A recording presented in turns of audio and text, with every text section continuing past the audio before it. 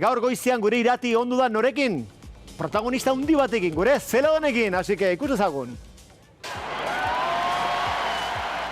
Abuztuaren lagunetan nola ez Gasteizera hurbildu gara, aurten ez da jairik egonen, Zeledonek ez du bere jaitsira egin, baina nola pasako du egun hain berezi hau Gorka Urtiz de Urbinak. Zergatik ez dugu? Berari galdetzen. Gorka, horrelako data berezi batean, naiz eta uda hau hain ezoikoa izan, nola sentitzen zara?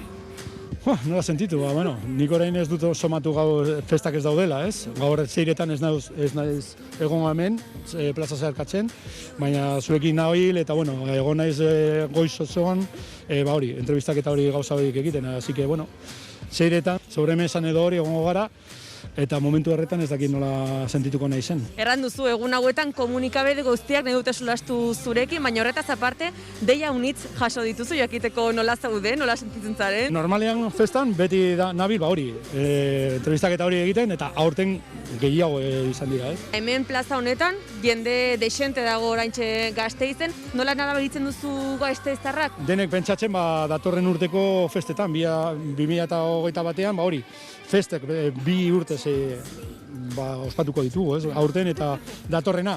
Irriketan guztiak eta zuk Zeledon moduan 19 urte eta gero, ze mezu duzu hemen gasteiztarrentzako? Mezua aurten erraza da, ez? Jarri beharko dugu besteen osasuna gure aurrean, ez? Aber datorren urtean ospatzen ditugun festak eta denak gaude. Maskaria hartu behar dugu, distantzia gorde eta burua erabili ez pasatzeko hori, ez? Eskerrik asko. Zuei, gora, hori gertatzen da, ez? Hori da, ikusten dezu nola dagoen jendea, ez? Aizan nahita, Ez da izan nahita.